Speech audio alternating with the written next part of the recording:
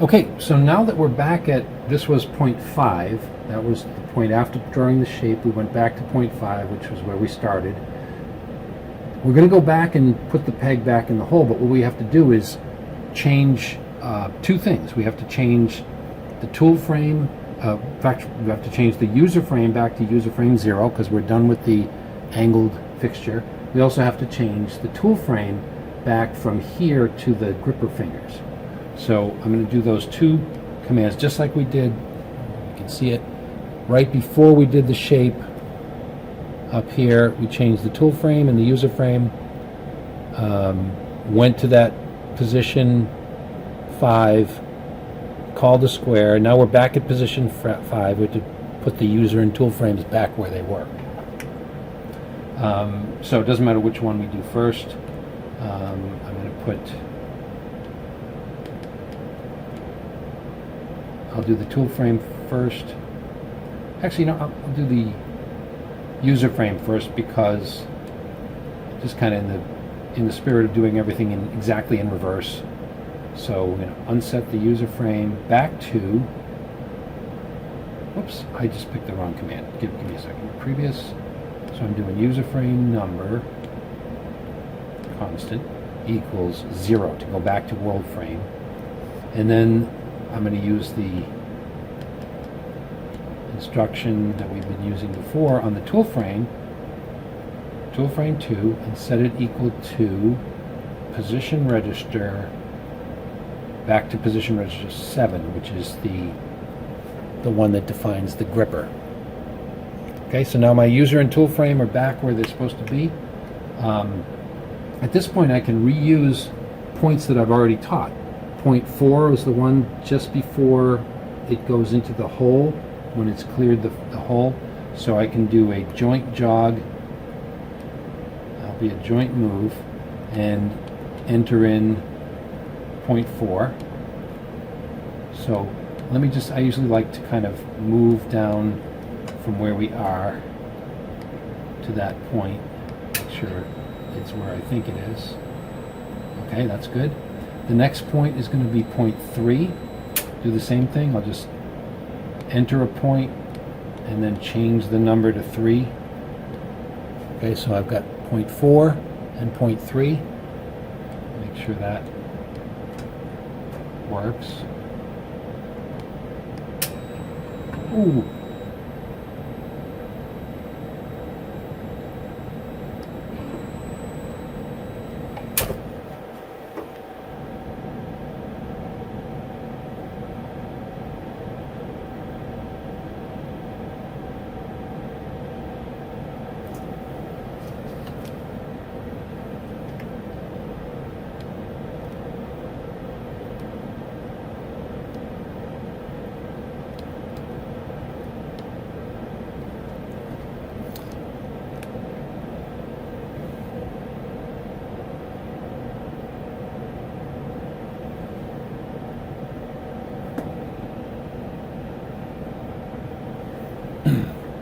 Okay, so then we're going to go to, oops. So now we're at,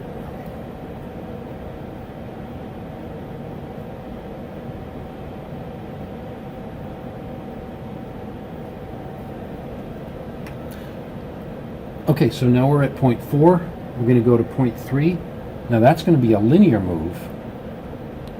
So I have to pick linear. I want it to go in a straight line. Whoops.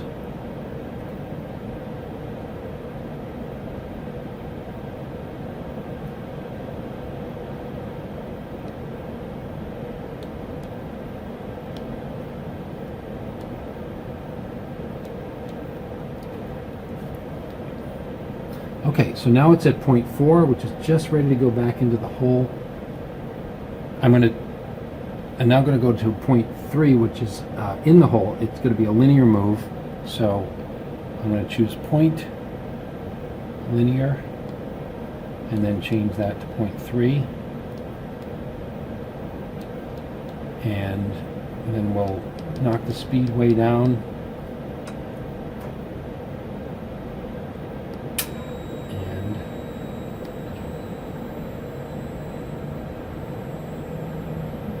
Okay, so it's now back in the hole. So now at this point, I just need to open the gripper, come back out to point 2, which was the point we used before, which is right before it went down onto the peg, and then back to point, I think from that point we can just go right back to home. So just a couple more commands to enter here. First one would be robot output 4 equals off. So let's go ahead and do that.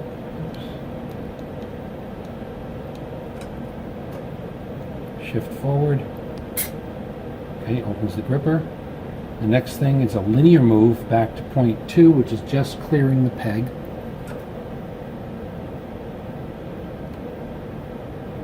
Linear move to point 2. Let's go ahead and execute that. Shift forward.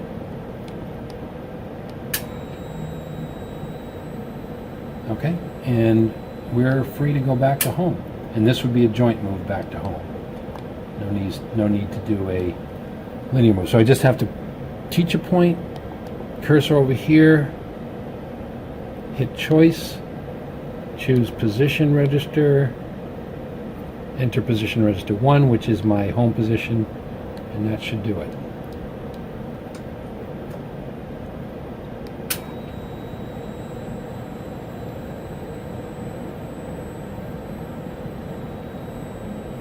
Okay, so now we have a program that we could put into a loop, and it should be able to grab the peg, draw the square, put the peg back in the hole, go back to home, and so on. So I'll run it through one more time using in step mode. Make sure we get through the whole thing one more time, and then we'll put it into continuous, and then we'll test it in cycle start. I'm just stepping through it. It's at home. It's moving down to point 1.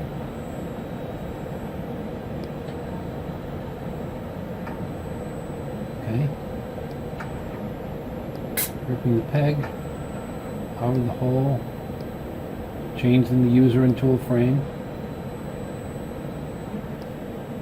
Back to a neutral position. Now we're in the square program.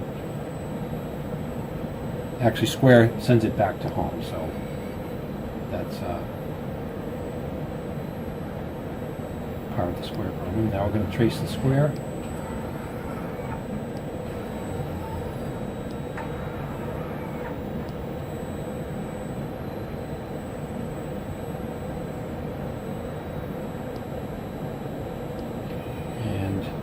Back to that 0.5, which is kind of like after the square. Now we change the user and tool frame back. We go back to position 4, put it back in the hole, open the gripper, out of the hole, and back to home.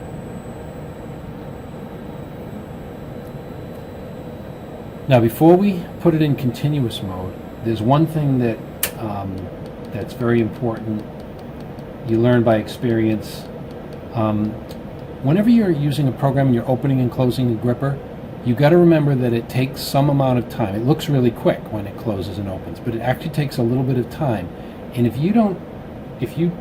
when the robot says to close or open the gripper, the compressed air comes out, it takes a little time. If you then, right after that, do a motion command, sometimes it can start moving before it's fully closed, so it might grab the peg like a millimeter further down.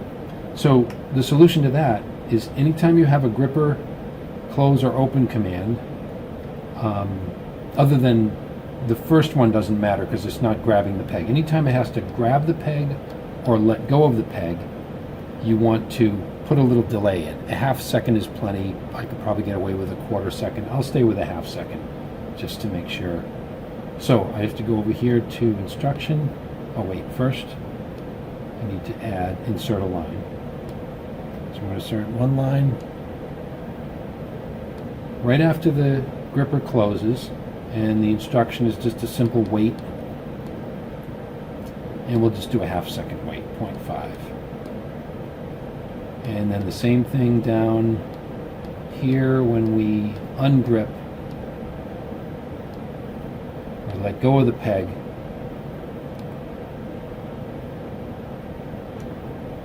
We're going to put another weight in there, another half-second.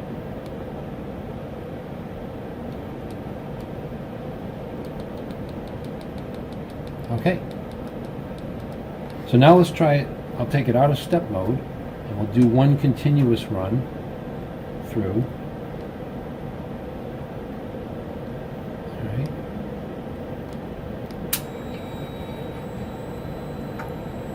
See how it does with a continuous. There's the grip, half-second wait. That looks about right. Doesn't take up too much time. Back to home.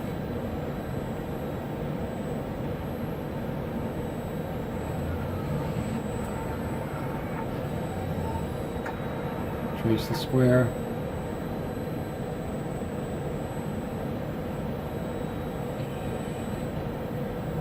Back to home.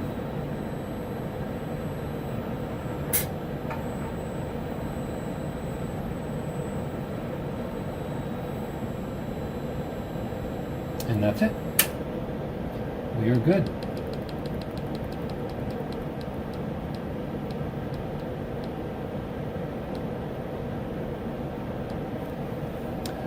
So the next thing I'm going to do is run it in cycle start mode.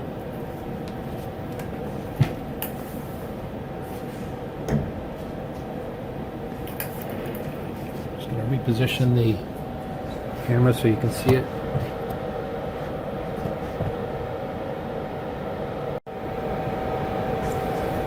So in cycle start mode, we've got to close the door.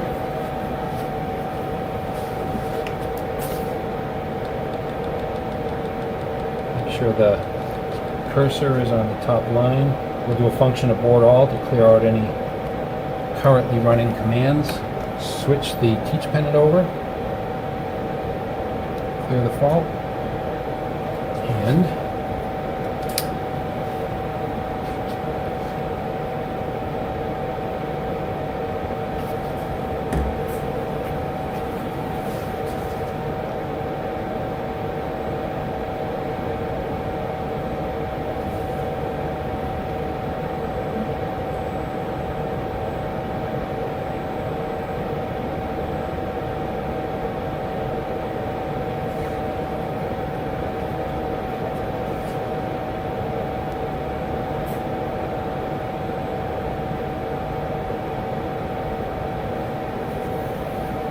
so there's our program. I'm going to try it one more time at 100% speed.